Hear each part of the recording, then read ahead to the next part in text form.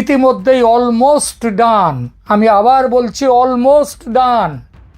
সুতরাং 12 ফেব্রুয়ারি ভোট হচ্ছে না, ইউনূস যাচ্ছেন, নতুন তত্ত্বাবধায়ক সরকার আসছে এবং সে সরকারের প্রধান হচ্ছেন এখনো দেশের আইনগতভাবে ডিজুরে প্রধানমন্ত্রী যিনি আছেন সেই শেখ হাসিনা। তিনি আর ডিজুরে প্রধানমন্ত্রী থাকবেন না, তিনি হবেন ডি ফ্যাক্টো প্রাইম মিনিস্টার। এতক্ষণ আপনারা ব্যানার এবং হেডলাইন দেখে হয়তো বুঝতে পারছেন যে আমি কি বলছি বা কোনো দিকে গুলাইয়ে ফেলছি কিনা। যে অমিত শাহর হুমকি, শেখ হাসিনা আসছেন লাইভে, দুইটা কিন্তু দুই জিনিস। হঠাৎ করে গতকালকে সম্ভবত অমিত শাহ, ভারতের অমিত শাহ, উনি বিশাল একটা হুমকি দিয়ে বসছেন বাংলাদেশকে, না তো চলেন আমরা একটু সাইজ করি না ইন্ডিয়াকে। কি বলেন ভাইয়া, ইন্ডিয়াকে একটু সাইজ করা দরকার না?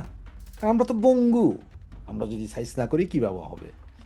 তো আমি আমাদের নেত্রীর ভিডিও কনফারেন্স সেটার ব্যাপারে বলছি, তার আগে একটু অমিত শাহের বিষয়টা বলি। দেখেন, উনি যে হুমকিটা দিয়েছেন বহুদিন পরে উনি বলছেন, আর আমার হিসাবে অরিজিনাল কথাটাই বলছেন যে এখানকার জায়গা কি তোমার বাপ দাদার, তোমার বাপের জায়গা যে তুমি তুলে লইয়া যাইবা? ঠিক আছে না? বাংলাদেশ স্বাধীন করছিল বঙ্গবন্ধু শেখ মুজিবুর রহমান, আর আমাদের জননেত্রী শেখ হাসিনা এই দেশ 21 বছর শাসন করেছে। ওনার আমলে অনেক উন্নয়ন হয়েছে। এরপরও বলা হয় যে দেশ কি তোমার বাপদাদার, এ বঙ্গুরা বলে। তো ঠিক সেম কথাটা আজকে অমিত শাহ বললেন, ভারতের মাটি তোমাদের বাপদাদার। ভারত যুদ্ধ করা লাগবো না ভাই। ভারতের মানুষ যদি শুধু বলে যে আমরা মার্চ করে আসছি বাংলাদেশের দিকে, 140 কোটি মানুষ এক মার্চে আমরা সব পায়ের তলায় মিশা যাব, হেদেরই জায়গা নিয়ে নিব, কোপায়া দিব, কাইটে দিব, কত বড় বড় কথা এইসব ফকিন্নির বুদ্ধে। আপনার কিছুদিন আগে, কোথায় যে 10-12 দিন আগে জানা দেখছেন তো, আপনারা শুনছেন যে ডোনাল্ড ট্রাম্প বলছিল কি যে আমি গ্রিনল্যান্ড দখল করে নিব, গ্রিনল্যান্ড হয় আমার কাছে বেচা দাও, আর নয়তো আমি দখল করে নিব আর্মি দিয়া। এরপরে কি শুরু হয়েছে দেখছেন তো, পুরা ইউরোপীয় ইউনিয়ন, তো আগেই একজোট ছিল, ওরা প্রত্যেকে 2জন 4জন 5জন করে একটা মহড়ার মতো করলো, মানে এটা আমেরিকার দেখানো যায় তুমি আসলে আমরাও ছাড়বো না। আর যেই ন্যাটো ছিল, ন্যাটো কিন্তু তৈরি করছে এই ইউরোপ এবং আমেরিকা মিলে, সে ন্যাটোর মধ্যে অলরেডি ভাঙন শুরু হয়ে গেল। কারণ ন্যাটোর প্রতিষ্ঠাতা, যাদের রক্ত ঘামে ন্যাটো, সেই হল্যান্ডের স্বায়ত্তশাসিত অঞ্চলে গ্রিনল্যান্ড উনি কি দখল করবেন এটা নিয়ে। ওখান থেকে এখন উনি কিন্তু পিছিয়ে হটছেন। তো পাগলা মানুষ ভাই, পিছিয়ে হটে কিনা জানি না। এই যখন পরিস্থিতি যে একটা দেশের ভূখণ্ড, আজকে রাশিয়া ইউক্রেন এতদিন ধরে যুদ্ধ চলছে যে ইউক্রেনের ভূমি নিচ্ছে রাশিয়া, সেটা নিয়ে, হ্যাঁ, আর আপনারা এসছেন যে আমরা দখল করে নিব, আমরা খায়া ফেলাবো, হ্যাঁ, আপনাদের মারলে বাঁচবেন না।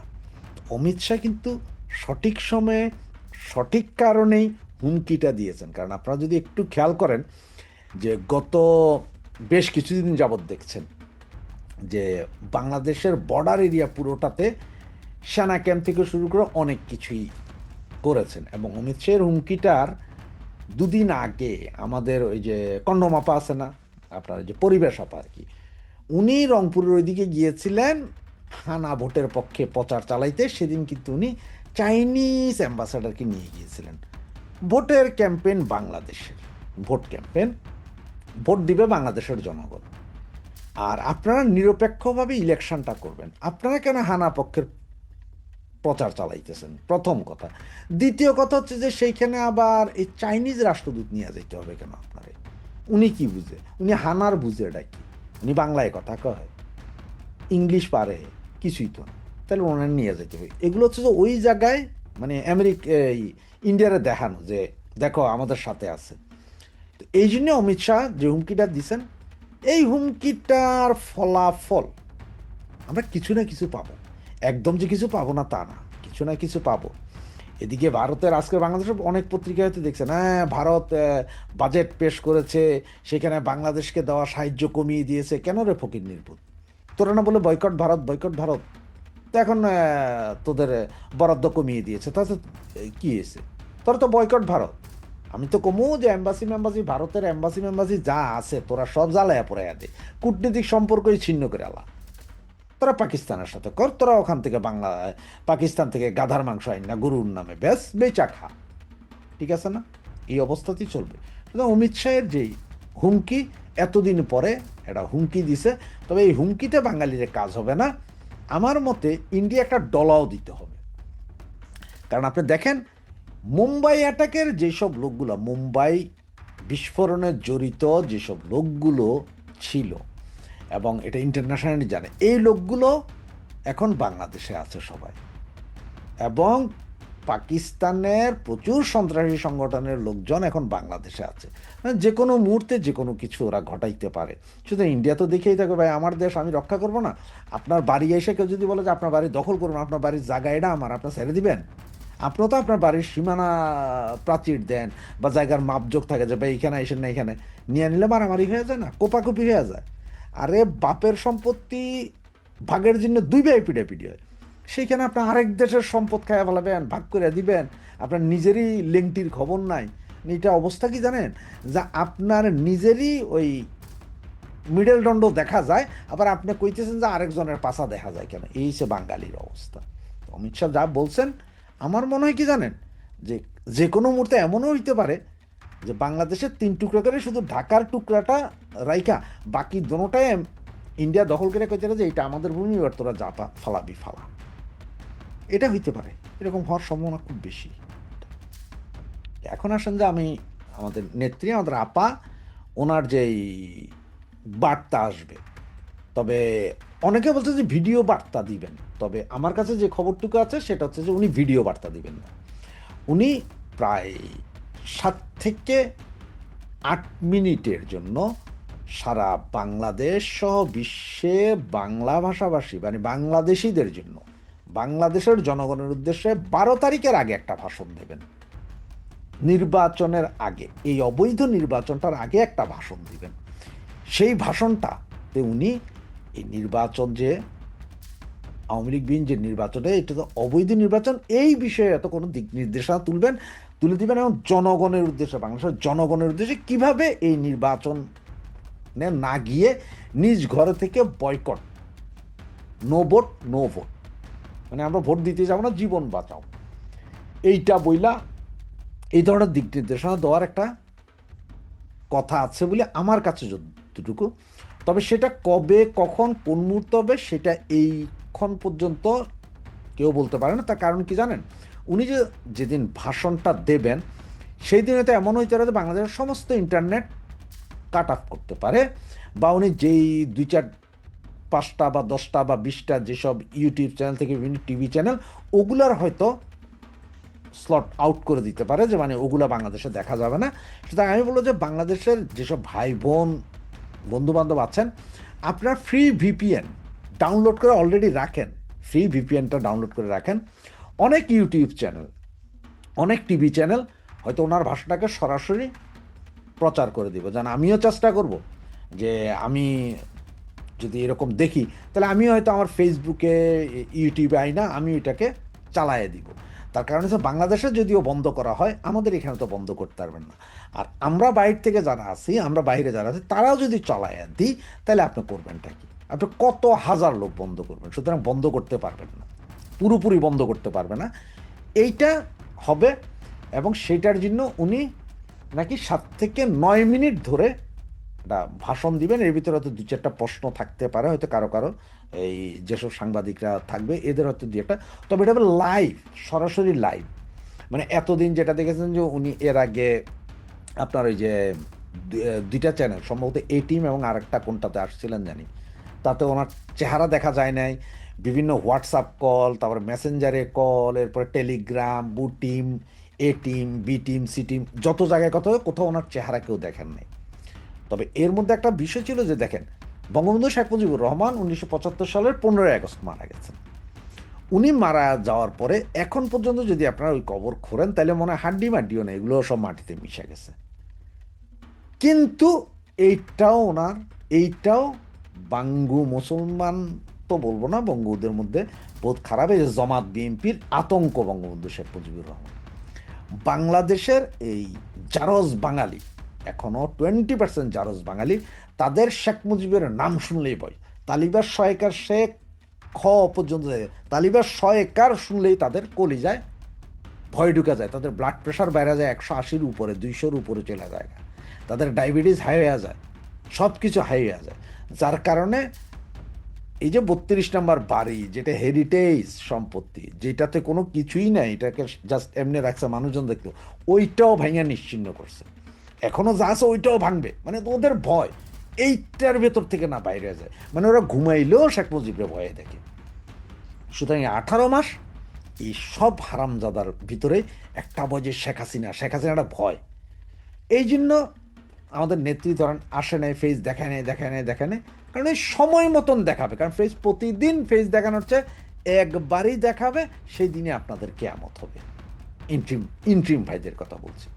তো এই জন্যই বলছি আপনাদেরকে যে যেটা শিওর খবর যে আস্তে আস্তে আসছেন উনি, এখন হয়তো ফেস হবেন, ফেস মানে কি সরাসরি ভিডিও লাইভে আসছেন, এবং এইটা সম্ভবত বাংলাদেশের কোনো টিভি চ্যানেল তো না, পৃথিবীর বিভিন্ন দেশের টিভি চ্যানেল ওনার সেদিনে সে ভাষণটা প্রচার করবে বলে আমার কাছে যতটুকু নিউজ আছে, এবং আমরা তো সকলেই করব, আপনারাও করবেন সবাই, এবং এইটা হবে একটা ভূমিকম্প, এবং এটার পরেই যে কোনো মুহূর্তে উনি আবার বাংলাদেশেও চলে আসতে পারেন। হইতে পারে না এমন যে সরোয়ার্দী উদ্যানে 48 ঘন্টা লাগবে, 24 ঘন্টার একটা টাইম দিবে, যাক আমি কালকে আসছি সরোয়ার্দী উদ্যানে, উনি চলে আসলেন, আর ততক্ষণে আমরা তো 4 ঘন্টা টাইম পাইলেই সরোয়ার্দী উদ্যান ঘেরাও করতে পারবো বাংলাদেশে আমরা যারা আছি। এটা আসছে ধাপে ধাপে, তবে ভিডিও বার্তা নয়, এবার ভিডিও বার্তা নয়, এবার সরাসরি লাইভে আসছেন। যারা বলছেন যে ভিডিও বার্তা, আমার কাছে যে খবরটুকু আছে সেটা হচ্ছে ভিডিও বার্তা নয়, উনি সরাসরি লাইভে আসবেন, এবং সেটা হচ্ছে যে 7 থেকে 9 মিনিট, 7 থেকে 9 মিনিটের একটা লাইভে উনি একটা ভাষণ দিবেন জাতির উদ্দেশ্যে, যে এই জাতি উদ্দেশ্যে ভাষণ দিবেন, দেশ রক্ষা করার জন্য সর্বশক্তি নিয়ে নেমে পড়ার ভাষণ দিবেন। সেটাই আমরা এখন দেখার অপেক্ষায়, শোনার অপেক্ষায়, আমাদের নেত্রীকে দু চোখ ভরে প্রাণ ভরে দেখার এবং ওনার কথা শোনার অপেক্ষায় আছি। গতকাল ভারত আমেরিকার সম্পর্ক, বাংলাদেশের 12ই ফেব্রুয়ারির নির্বাচন, ইউনূস সরকারের পতন, শেখ হাসিনার অন্তর্বর্তী বা তদারকি সরকারের প্রধান হিসেবে দায়িত্ব গ্রহণের সম্ভাবনা নিয়ে একটি প্রতিবেদন করেছিলাম। আপনাদের কাছে আমি কৃতজ্ঞ যে বিপুল সংখ্যায় আপনারা আমার প্রতিবেদন দেখেছেন। শুধু দেখা নয়, প্রচুর দর্শক মন্তব্য করেছেন। বেশিরভাগের মন্তব্যে আমার বিশ্লেষণ ও তথ্য উপস্থাপনের প্রশংসা করা হয়েছে, তবে সমালোচনা করেও সামান্য হলেও কিছু মন্তব্য আছে। আমার আজকের এই এপিসোড সেই সমালোচনার বিন্দুগুলোকে মাথায় রেখে এবং সেই সঙ্গে কালকের এপিসোডের আলোচিত বিষয়গুলোকে আরও তথ্যের মধ্যে দিয়ে প্রতিষ্ঠিত করার জন্যেই আমি আজকের এই এপিসোডটা করছি। আলোচনার শুরুটা করি ভারত আমেরিকার সম্পর্ক নিয়ে, তাহলে বিষয়টিকে বলার সুবিধা এবং বোঝার সুবিধা হবে। চীনের সঙ্গে কানাডা ও ব্রিটেনের বাণিজ্য চুক্তির তীব্র বিরোধিতা করার পর ট্রাম্প সাহেব নিজে ঘোষণা করেছেন শীঘ্রই চীন সফরে যাবেন তিনি। ট্রাম্প সাহেব কি তাহলে ভোল পাল্টাচ্ছেন? এদিকে মার্কিন পররাষ্ট্র সচিব মার্কো রুবিও ভারতের পররাষ্ট্রমন্ত্রীকে ওয়াশিংটনে আমন্ত্রণ জানিয়েছেন বিশেষ আলোচনার জন্য। এই বিশেষ আলোচনার মধ্যে প্যাক্স সিলিকা, তাতে ভারতের অন্তর্ভুক্তির কথা আছে। প্যাক্স সিলিকা মানে সিলিকন ভ্যালির এই যে এআই ইত্যাদি নিয়ে আমেরিকা নিজস্ব একটি সংগঠন, নিজের দলের বা বলবো নিজের দলের নয়, তার মতাবলম্বী তাদের সাথে একটা, যারা যেসব দেশ থাকতে পারে তাদেরকে নিয়ে আমেরিকা একটা সংস্থা তৈরি করতে চলেছে, যার কথা হচ্ছে প্যাক্স সিলিকা, যার নাম। এবং এখানে ভারতকে কিন্তু আমন্ত্রণ করা হয়নি এর আগে। কিন্তু এখন এই প্যাক্স সিলিকাতে ভারতের অন্তর্ভুক্তির জন্য পররাষ্ট্রমন্ত্রী জয়শঙ্করকে ফোন লাগিয়েছেন আমেরিকার পররাষ্ট্র সচিব সার্জিও গোর, যিনি ভারতে আমেরিকার রাষ্ট্রদূত এবং সেই সঙ্গে মধ্য এশিয়া ও দক্ষিণ এশিয়ার তিনি মার্কিন প্রতিনিধি। তিনি সেই সার্জিও গোর বলেছেন আগামীতে ভারত আমেরিকার সম্পর্কে নতুন দিগন্ত উন্মোচিত হতে যাচ্ছে। সব দেখে শুনে মনে হচ্ছে এই গত 1 বছরেরও বেশি সময় ধরে যে ভারত বিরোধিতা চলছিল ট্রাম্প সাহেবের, সেখান থেকে ট্রাম্প সাহেব সরে আসতে চাইছেন। চীন এবং ভারত বিষয়ে ট্রাম্প সাহেবের এই ইউটার্ন বা দ্বিমুখী চাল দেখে মনে হতে পারে চীনের ক্ষেত্রে তার সুর নরম হয়েছে, কিন্তু রাজনীতির অন্দরমহলে বিষয়টি আসলে আরও গভীর এবং কৌশলী।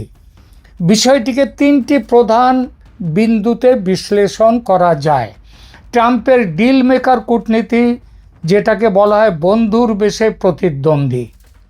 ডোনাল্ড ট্রাম্পের চীন বিরোধিতায় কিন্তু আসলে ভাটাও পড়েনি, কোনো লাইন চেঞ্জ হয়নি, বরং তা একটা নতুন মোড় নিয়েছে। মূল উদ্দেশ্য কিন্তু একই জায়গায়।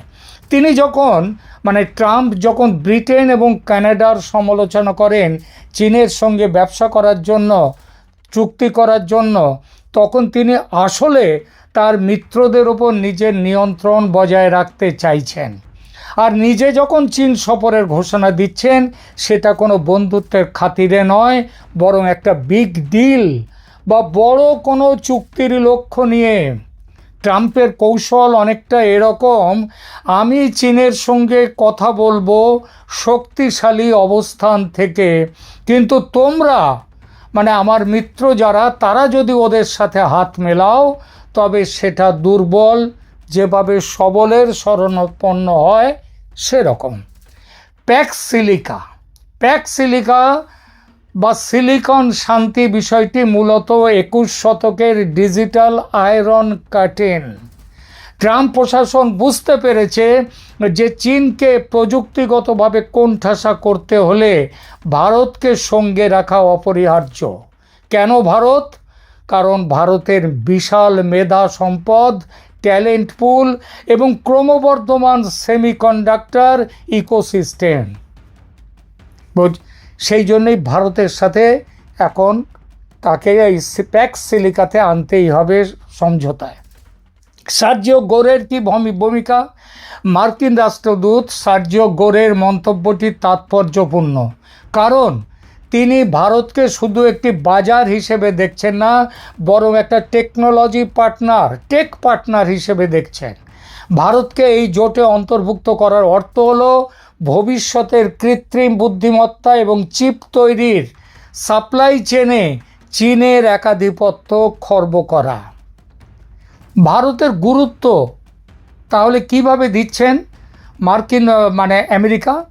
মার্কিন পররাষ্ট্রমন্ত্রী মার্কো রুবিও যখন জয়শঙ্করকে আমন্ত্রণ জানান, তখন আলোচনার টেবিলে শুধু বাণিজ্য থাকে না, থাকে ভূ রাজনীতি, এই উপমহাদেশের রাজনীতি এবং তার সঙ্গে সারা বিশ্বের রাজনীতি। ট্রাম্প জানেন যে মোদি সরকারের সাথে তার ব্যক্তিগত সুসম্পর্ক কাজে লাগিয়ে তিনি এশিয়ায় চীনের প্রভাব কমাতে পারবেন, এছাড়া অন্য কোনো পথ নেই তার সামনে।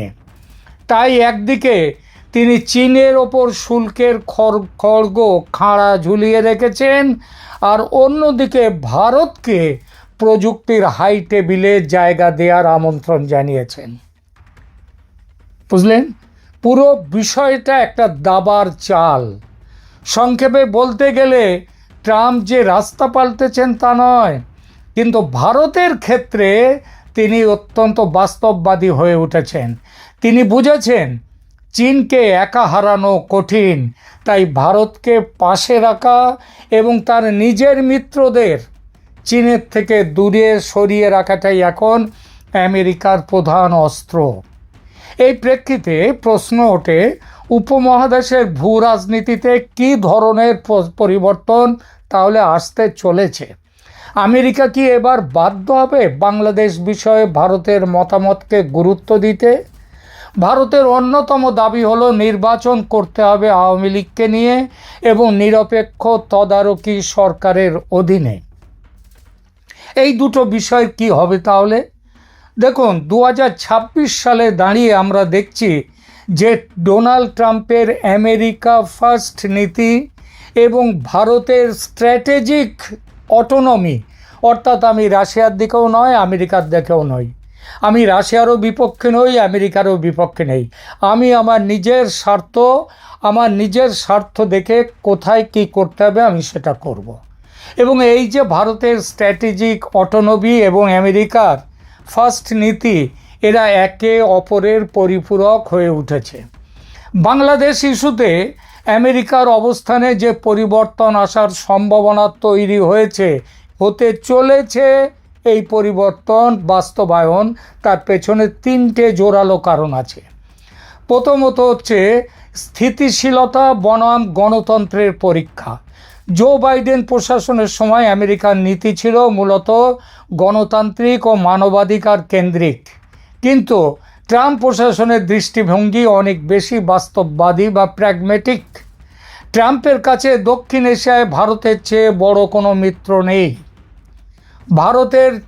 ভারত বরাবরই বলে আসছে যে আওয়ামী লীগকে বাইরে রেখে নির্বাচন করলে বাংলাদেশে রাজনৈতিক শূন্যতা তৈরি হবে, যা চরমপন্থী গোষ্ঠীগুলোর জন্য বড় সুযোগ এনে দিতে পারে এবং দিচ্ছে। আর আমেরিকার ট্রাম্প প্রশাসন এতদিন এই বিষয়ে লিপ সার্ভিস দিয়ে গেছে কেবল, অর্থাৎ তেমন কোনো গুরুত্ব দেয়নি, কিন্তু এখন দিচ্ছে। ইতিমধ্যেই বাংলাদেশে ধর্মীয় উগ্রবাদ এবং সংখ্যালঘু সুরক্ষা নিয়ে উদ্বেগ প্রকাশ করেছে আমেরিকা। যেহেতু ভারতের নিরাপত্তা উদ্বেগ এবং ট্রাম্পের কাউন্টার টেররিজম পলিসি একটাই সুতোয় বাঁধা, তাই ওয়াশিংটন এখন ঢাকার চেয়ে দিল্লির চশমা দিয়ে বাংলাদেশ পরিস্থিতিকে বেশি গুরুত্ব দিচ্ছে। এই প্রসঙ্গে উঠে আসে প্যাক্স সিলিকা, যার কথা একটু আগে বললাম, এবং আমেরিকার কৌশলগত বাধ্যবাধকতা। ভারতকে যখন প্যাক্স সিলিকা বা বৈশ্বিক সেমিকন্ডাক্টর ও এআই মানে আর্টিফিশিয়াল ইন্টেলিজেন্স সাপ্লাই চেনের মূল অংশীদার করা হচ্ছে, তখন আমেরিকার জন্য ভারতের প্রতিবেশী অঞ্চলের স্থিতিশীলতা রক্ষা করা জরুরি। যদি বাংলাদেশ অস্থিতিশীল বা ভারত বিরোধী কোনো শক্তির সেখানে ডেরা তৈরি হয়, তবে ভারতের উত্তর পূর্বাঞ্চল এবং সামগ্রিকভাবে অর্থনৈতিক করিডোর ক্ষতিগ্রস্ত হবে। আমেরিকা কখনোই চাইবে না তাদের প্রধান টেকনোলজি পার্টনার ভারত তার নিজের আঙিনায় কোনো নিরাপত্তা সংকটে থাকুক। এই যে জ্ঞানটা, এটা সম্প্রতি হয়েছে। এই কৌশলগত বাধ্যবাধকতা থেকেই ট্রাম্প প্রশাসন বাংলাদেশের নির্বাচন ইস্যুতে ভারতের মতামতকে অগ্রাধিকার দিতে শুরু করেছে। এই প্রসঙ্গে অবধারিতভাবে এসে যায় আওয়ামী লীগ ও তদারকি সরকার প্রসঙ্গ, যে কথাটি গতকালকের ভিডিওতে আমি বলেছি। ভারতের দাবি অনুযায়ী একটি অন্তর্ভুক্তিমূলক নির্বাচন যেখানে আওয়ামী লীগও অংশ নেবে, তা এখন আন্তর্জাতিক মহলে নতুন করে আলোচিত হচ্ছে এবং আলোড়িত হচ্ছে। যদিও বর্তমানে একটি অন্তর্বর্তীকালীন সরকার রয়েছে, কিন্তু ভারত চাইছে এমন একটি কাঠামোয় সরকার যেখানে সব পক্ষ সমান সুযোগ পায়, অর্থাৎ নিরপেক্ষ তদারকি সরকারের অধীনে নির্বাচন। বলা বাহুল্য, ইউনূস সরকারের কাজকর্ম প্রমাণ করে দিয়েছে যে এই সরকার আদৌ নিরপেক্ষ নয়। মার্কো রুবিও এবং এস জয়শঙ্করের সম্প্রতি কিছু আলোচনা হয়েছে ওয়াশিংটনে, এবং আগামী সপ্তাহে আরও বেশি হবে। এই সপ্তাহে জয়শঙ্কর ওয়াশিংটনে যাচ্ছেন, সেখানে এই বিষয়ের ওপর সিলমোহর পড়বে যে আমেরিকা এখন একতরফা সংস্কারের নামে আরও অস্থিতিশীলতা তৈরি করার যে কাজ চলছে বাংলাদেশে, সেটা বাদ দিয়ে দ্রুত এবং অংশগ্রহণমূলক নির্বাচন করতে হবে, সেই দিকে ঝুঁকেছে আমেরিকা। ভূ রাজনীতির সম্ভাব্য সমীকরণ তাহলে বর্তমানে কোথায়? আমেরিকার ভারত বাংলাদেশ নীতিতে ব্যাপক মৌলিক পরিবর্তন আসছে এবং সেটা স্পষ্টও হয়ে উঠেছে। মানবাধিকার ও সংস্কার বিষয়ে অগ্রাধিকার ছিল আঞ্চলিক স্থিতিশীলতা ও নিরাপত্তার। ভারতের মতামত শুনতেন বাইডেন, কিন্তু নিজস্ব পথে চলত আমেরিকা। বর্তমানে ট্রাম্প প্রশাসন ভারতের নিরাপত্তা উদ্বেগকে অগ্রাধিকার দিচ্ছে। আওয়ামী লীগ ইস্যুতে আমেরিকার আওয়ামী লীগ বিরোধী কড়া অবস্থান ছিল।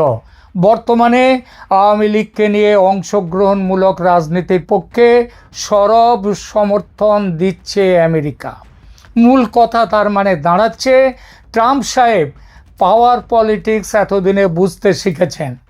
তিনি জানেন যে এশিয়ায় চীনকে রুখতে হলে ভারতকে পুরো সমর্থন দিতে হবে, আর সেই সমর্থনের বিনিময়ে বাংলাদেশকে নিয়ে ভারতের কৌশল যেটা আছে সেটা মেনে নেওয়াই হলো আমেরিকার পক্ষে, ট্রাম্প সাহেবের পক্ষে একটা সহজ ডিল।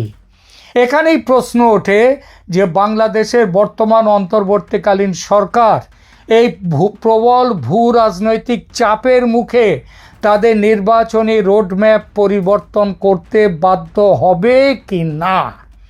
বাংলাদেশের রাজনীতির বিশ্লেষকদের একটা বড় অংশের সঙ্গে সাধারণ মানুষের বৃহৎ অংশ মনে করে ইউনূস সরকার এই প্রবল ভূ রাজনৈতিক চাপের মুখে 12 ফেব্রুয়ারির নির্বাচন স্থগিত করতে বাধ্য হবে। অনেকে এটাও মনে করেন যে যেহেতু ইউনূস সরকার আদৌ নিরপেক্ষ নয়, তাই এই সরকারের পতন অবশ্যম্ভাবী এবং নতুন তদারকি সরকারের অধীনে নির্বাচন হবে। আমি আমার গতকালের প্রতিবেদনে এই বিষয়টি নিয়ে বলেছিলাম যে সেই তদারকি সরকারের প্রধান হিসেবে শেখ হাসিনা দায়িত্ব নিতে পারেন। এই বিষয়টির বাস্তবতা কতখানি দেখা যাক। দেখুন, ভূ রাজনীতির দাবার বোর্ডে আমার গতকালের বিশ্লেষণটি হয়তো অনেকের কাছে বড় বেশি সাহসী এবং কৌতূহল উদ্দীপক মনে হয়েছে, কারো কারো মনে হয়েছে আমার সিদ্ধান্ত তথ্য নির্ভর নয়। এর উত্তরে বলি, রাজনীতিতে ও কূটনীতিতে অনেক কিছু পর্দার আড়ালে ঘটে, পর্দার সামনে আসতে সময় নেয়। বিশ্লেষকরা পর্দার সামনের ঘটনা নিয়ে মাথা ঘামান অবশ্যই, তবে তাদের ভাবনায় থাকে পর্দার আড়ালের ঘটনাও। এই ভাবনা থেকে তারা পৌঁছে যান ভবিষ্যতে কী ঘটতে চলেছে সেই জায়গাতে। আমার আওয়ামী লীগ বিষয়ে কালকের বলা কথাগুলো এই পর্দার আড়ালের কর্মকাণ্ডকে ভিত্তি করে, বিশেষ করে প্যাক্স সিলিকাতে ভারতের অন্তর্ভুক্তি এবং সার্জিও গোরের বার্তার প্রেক্ষাপটে দক্ষিণ এশিয়ার রাজনীতিতে যে বড় ধরনের হাওয়া বদল হচ্ছে তা অস্বীকার করছেন না আন্তর্জাতিক বিশ্লেষকরা। দেখা যাক তারা কি বলছেন। প্রথমত, 12 ফেব্রুয়ারির নির্বাচন অনিশ্চয়তা নাকি ইউনূসের জেদ? বর্তমান অন্তর্বর্তীকালীন সরকার এবং প্রধান উপদেষ্টা মোহাম্মদ ইউনূস কিন্তু এখনও পর্যন্ত 12 ফেব্রুয়ারির নির্বাচনে অটল রয়েছেন। তিনি বারবার বলছেন যে যাই বলুক নির্বাচন এই তারিখেই হবে। তবু কেন সন্দেহ? কারণ নিরাপত্তা উদ্বেগ। ভারত বলেছে বাংলাদেশে ভয়ঙ্কর পরিস্থিতি, গৃহযুদ্ধের মুখে বাংলাদেশ। মার্কিন দূতাবাসও ইতিমধ্যেই নির্বাচনের সময় সহিংসতার ব্যাপারে সতর্কতা জারি করে দিয়েছে। তাদের যারা বাংলাদেশে মার্কিন নাগরিকরা যারা আসতে চায় বা যারা আছে তাদের জন্য তৃতীয় ধরনের সংকেত সতর্কতা জারি করেছে। রাজনৈতিক চাপ দেখুন, এর সাথে সাথে আছে নিরাপত্তা উদ্বেগের সাথে ভারতের নিরাপত্তা উদ্বেগ এবং আমেরিকার নতুন প্রশাসনের স্থিতিশীলতার নীতির চাপে শেষ মুহূর্তে নাটকীয় মোড় আসতে বাধ্য। তৃতীয়ত, গণভোটে জামাত জোট ও সরকারের পরাজয়ের সম্ভাবনা। আগে ভেবেছিল জামাত এবং ইউনূস সরকার, এরা ভেবেছিল যে ভোটের পক্ষে রায় নিয়ে তারা এখানে তারা রাজত্ব চালিয়ে যাবে। বাংলাদেশের খ্যাতনামা সামাজিক মাধ্যম মানচিত্র 45,000 প্লাস মানুষের অংশগ্রহণে একটি বড়সড় জরিপ প্রকাশ করেছে, যেখানে 90% মানুষ হ্যাঁ ভোটের বিরোধিতা করেছে। অর্থাৎ জুলাই সনদ গৃহীত হচ্ছে না। ওদিকে সংসদ নির্বাচনেও বিএনপির জয় জয়কার বলে দিচ্ছে যে প্রায় সমস্ত জরিপকারী তারা বিএনপিকে জয়ী দেখাচ্ছে। তাহলে ভোট করে কেন নিজের বিপদ ডেকে নিয়ে আসা? সুতরাং নির্বাচন স্থগিতের ব্যাপক সম্ভাবনা।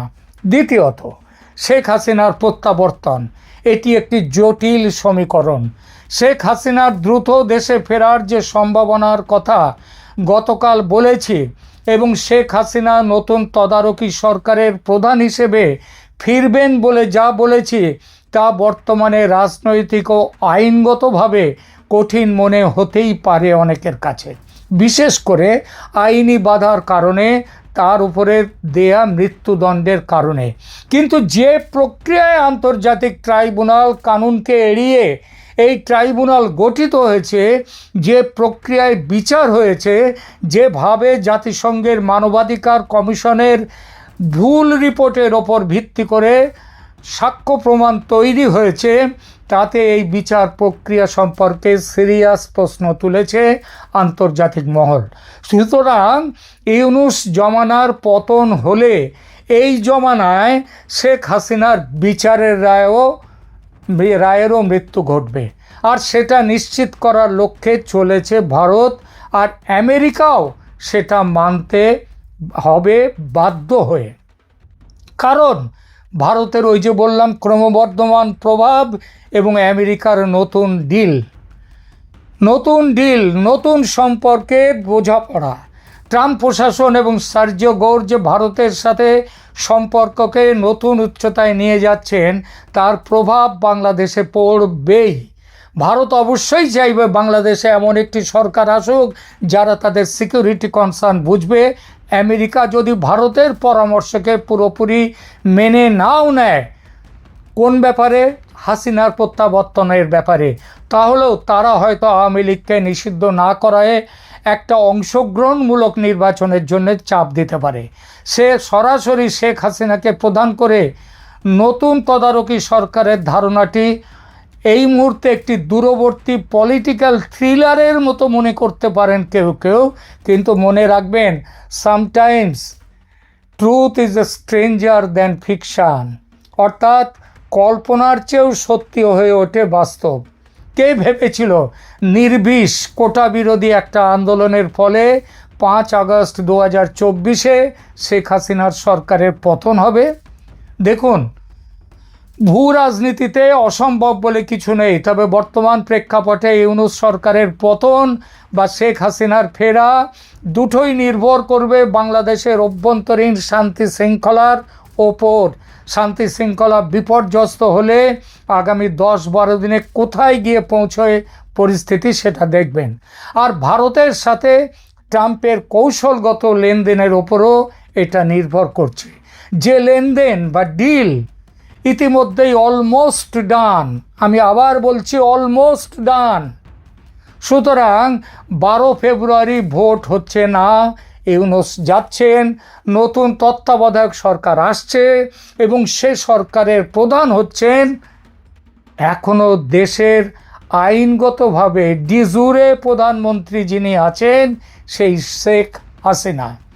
তিনি আর ডিজুরে প্রধানমন্ত্রী থাকবেন না, তিনি হবেন ডি ফ্যাক্টো প্রাইম মিনিস্টার।